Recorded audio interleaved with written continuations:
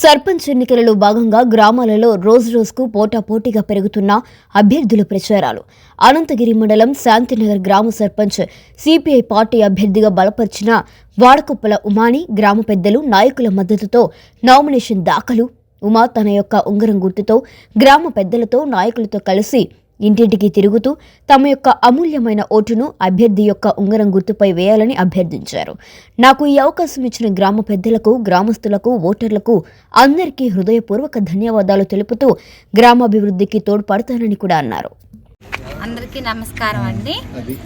శాంతినగర్ గ్రామం మాది. నా పేరు వాడకుప్పల ఉమా. ఈ సిపిఐ పార్టీ తరఫున నన్ను సర్పంచ్ అభ్యర్థిగా ఎంచుకున్నందుకు అందరికీ ధన్యవాదములండి. గ్రామాభివృద్ధి మా పార్టీ ఎజెండా.